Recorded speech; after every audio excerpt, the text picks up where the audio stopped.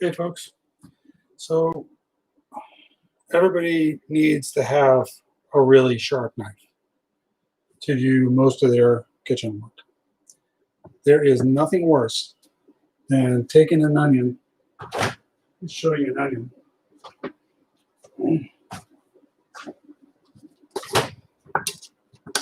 Here's a piece of onion.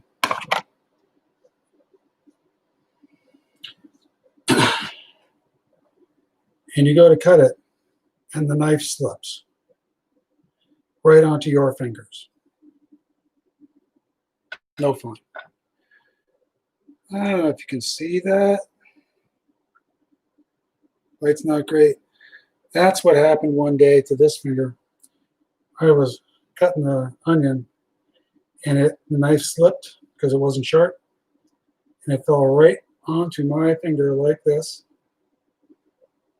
like that, and it chopped a piece off. It grew back, but it grew back as a scar, and you better believe it hurt. I mean, having an onion chopped onto your finger means you've got to wash it a lot. That was not comfortable. So I want to show you how to sharpen a knife so that doesn't happen. Now, I'm setting it up this way so that I have something heavy here that's not going to move easily. That's my cutting board. My cutting board is sitting on a towel to help it keep from moving. And then this cloth here is going to help keep my whetstone, hello, whetstone, from moving. See, nothing's moving easily. Now, I bought this whetstone from, and he doesn't know I'm doing this. I don't get paid. Nobody's endorsing me. I'm just doing it. From Dan's Whetstone Company, Inc. It's a soft Arkansas stone. Yes, it's from Arkansas. It's an oil stone. That is, you need to use some oil on it if you're really going to sharpen something. I'm not going to really sharpen my knife here. I don't want to go through the whole process. It will take a little while. I don't want to do that. But we're going to go through and see what's going on. So pretty much every kitchen knife that you can buy in America is has a 22.5-inch bezel, or bevel, B-E-V-E-L, which means that at the edge, it is a 22.5-degree angle, both sides. So how does a knife cut stuff? Well, how is it sharp? So think of it this way. Here is both sides of your knife. And you see my fingers, they come to a point. Now, the edge is just microscopic little pieces of metal that have been ground down in the direction of the blade, that is, towards the edge. They're very small, they're very thin, and they bend easily. So as you use your knife, here's the flank, the little edges, the little pieces on this side, here's little pieces on this side. They're going to do this. And the more they do that, the duller your knife gets. So eventually, it's going to look more like that, not like this. So that's how your knife is sharp. Those little edges, flanges you want to call them, are like this. And that's how they get dull. So the way you sharpen them, a couple of different things. This little guy is called a honing steel. It is not to truly sharpen a knife. It is to align those little pieces of metal. And the way you use it is you keep it point down with the point down here so it doesn't go dig into my cutting board. So it's vertical, and you take your knife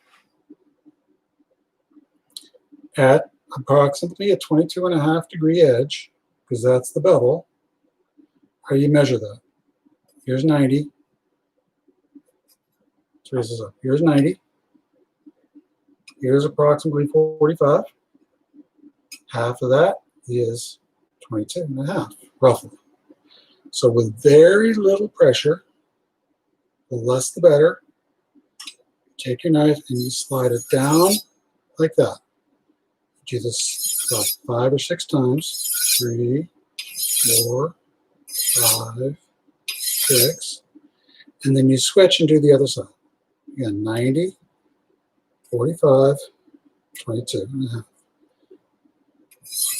Hardly any pressure. Do not change the angle of the blade or of the honing steel. And that's just to even things out a little bit. All right, so when you do that, a little piece of metal are going to come off. Wipe it down. Wipe it down. Okay. That's just to touch it up. This is if you have an already sharp blade and you just want to make sure that those little flanges or tines or whatever you want to call them are aligned. Okay, well now and that's great. Okay, now that's good for a while. You can keep that up each time you do that. Each time you use your knife, because each time you use it, those things are going to bend. But if it's bent too much, then the honing steel won't help you. Those flanges, those little pieces of metal have been broken off, and you need to redevelop your edge. So what that means is the pieces are broken off. You don't have this anymore. You have this. That's right, it's dull. All right, so how do you do that? Again, here's a soft Arkansas. It's a medium grade whetstone. I'm going to take a little water here. It's an oil stone, but water will do for now. We're going to rinse it.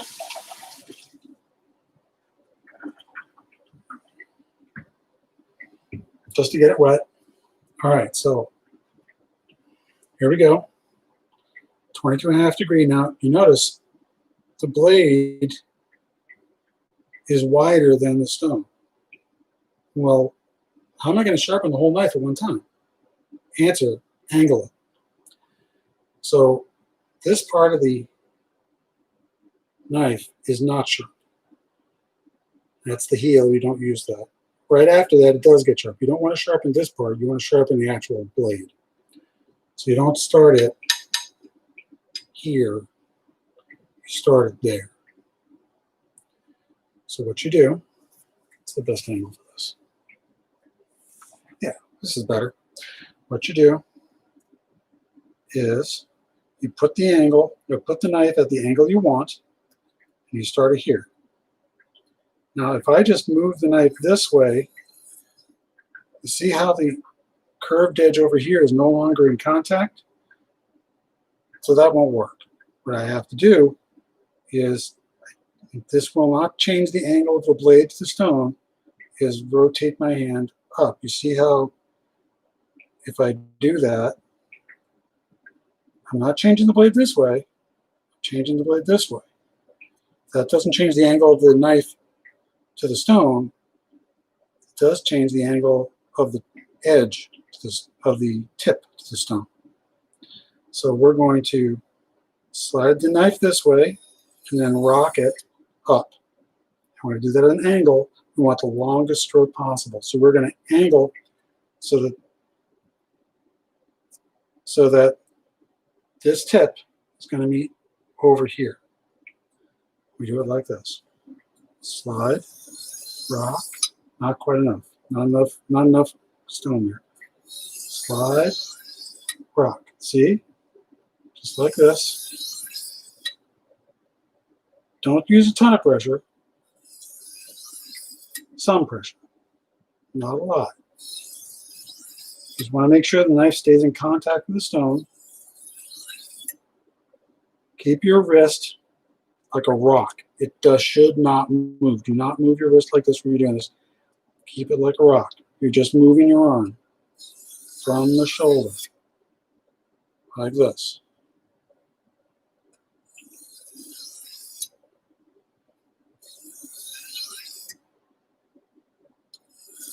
And we're going to do this for about 5 minutes. This is going to wear the metal toward the edge and feather. So you get those little tines or flanges or whatever you want to call them. Okay, so you've done your sharpening on that side. What's your knife look like now? It looks like this. See, this isn't like this yet. This side's dull. And this is down over the edge a bit.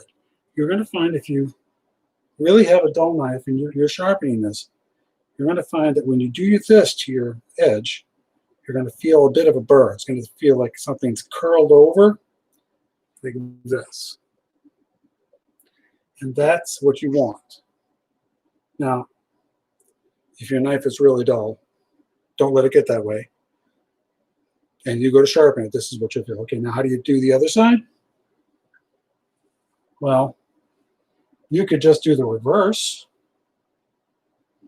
but I have a problem moving my arm that way, so I'm just going to do the other hand and do exactly the same thing. Here's about my angle. Slide, angle up. Slide, angle up. Lose a bit backwards so I get some shoulder. I'm going to move my arm. Slide, angle up. To make sure that you get adequate coverage on the entire leg. Okay, slide it off. There's going to be some metal that comes off of this, and you're going to see it. It's going to, your hands are going to get dirty. There's going to be some on here. All right, so you've sharpened your knife. Now you want to do a little bit of a honing to make sure that everything's nice and tidied up.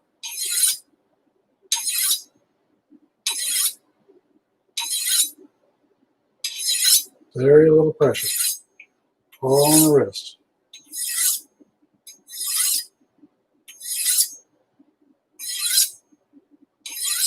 That's it. Okay. So what's the result? Be right back.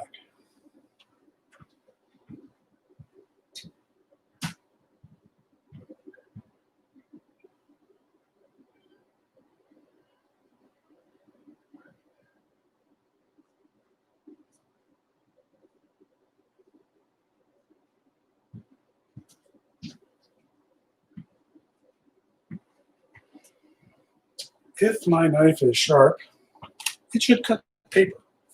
Here's a receipt I don't care about. Let's see if you can cut this cleanly.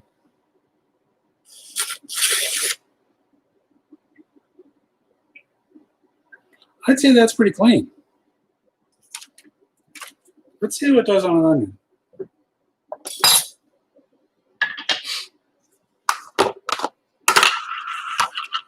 Here's a half an onion. I'm going to chop this. Peel my onion off. There we go. I'm going to slice off the root so I don't have to deal with the hairs. Okay.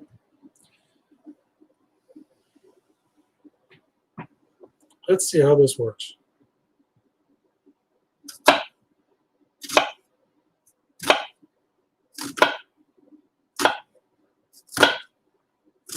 Going right through it. No effort. Look at that. Not forcing it, it's going right into it. No trouble. No muss. No fuss.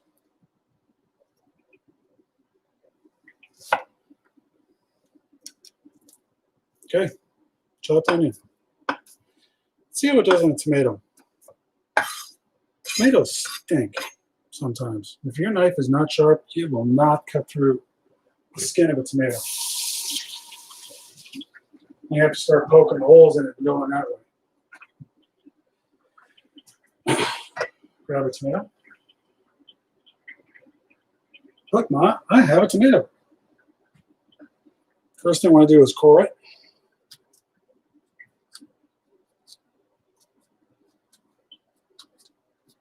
Just like that. A little bit of a bad part there. I'm going to cut that out.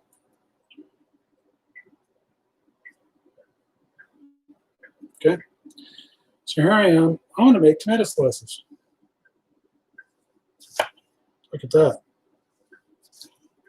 A little bit of a hesitation, but then the knife grabs and you got it going.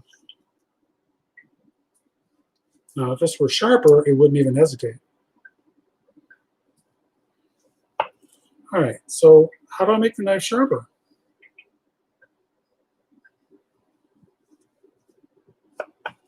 Again, be careful. The knife is very sharp.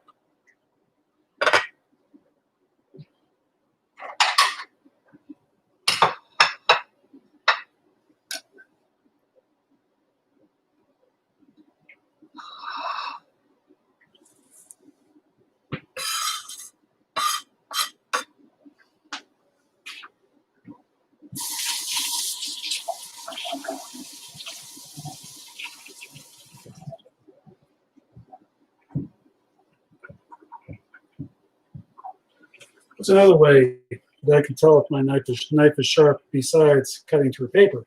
Cutting through paper will dull.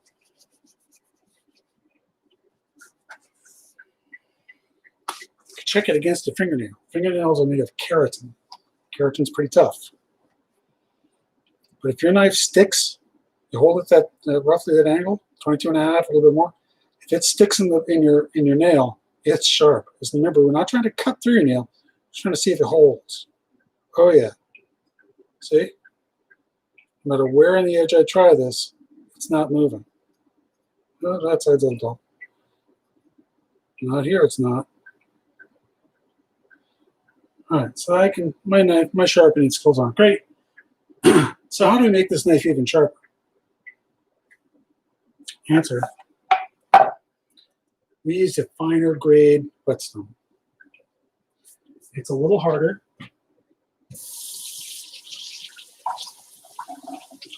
Which allows it to have that finer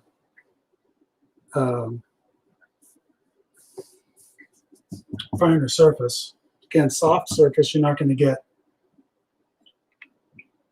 a nice tight surface. It's not going to be as porous. This is a bit harder. So you can see, if you feel these, this one feels smoother.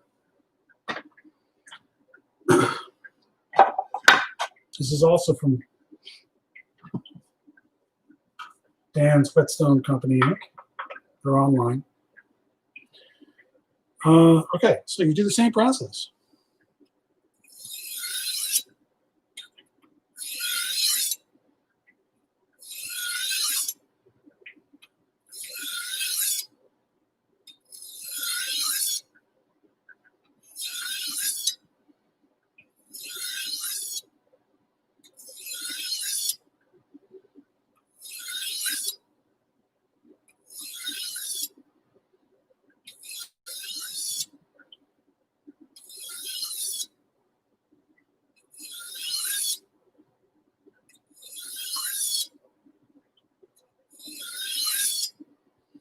We switch.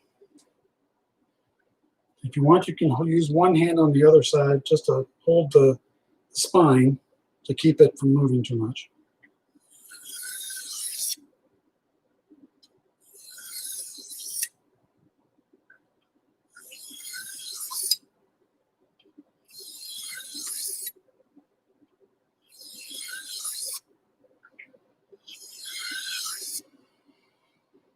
So this kind of a whetstone is not used to do the primary sharpening because it's very hard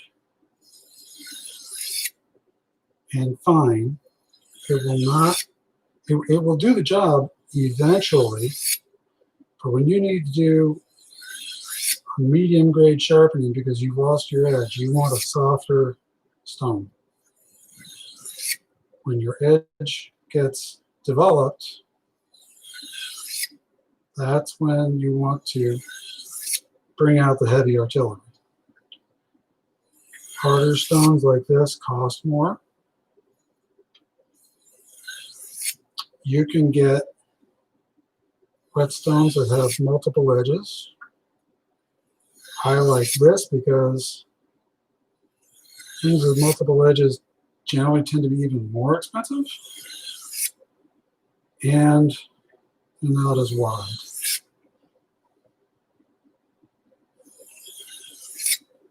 Okay. Again, iron steel. No pressure.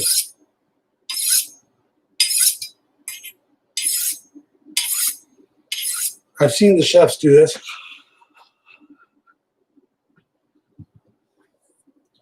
Let them do what they want. This is what I'm telling you. This is what I know works. Where did I find this out? I found this out in a book about sharpening knives. And I will at some point post the name of that book because I have it here someplace. All right, don't put your whetstones back in the boxes wet or oil. Clean them first. I hardly use these, so I'm just wiping them off. Let them dry in the air.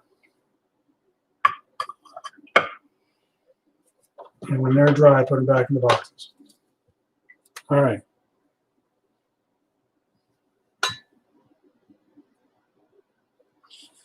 So I've sharpened the knife. Is it any sharper than it was? Yes, it is. It is no longer sliding. Remember it was sliding over on this side? Not anymore. So let's see.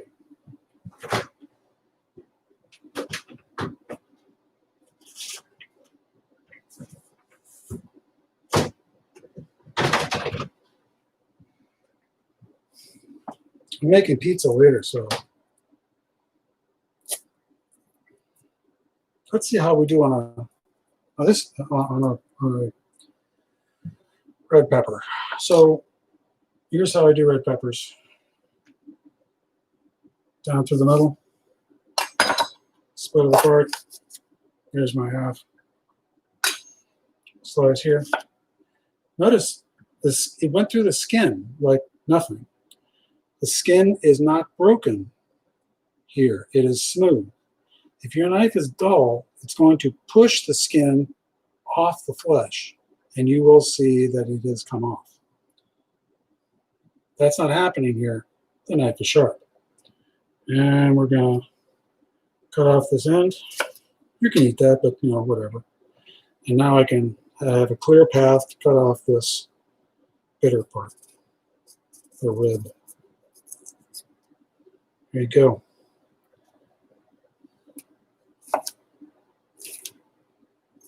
I'm not using any pressure here. The knife is just going right through it. And this is what makes the knife safe. You're not using any pressure. The knife isn't going to turn on you. That's really key.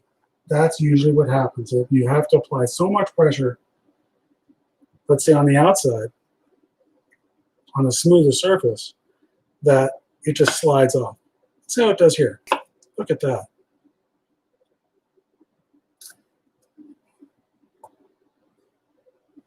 I'm not putting any pressure on this. It's just going right through it. And there you are.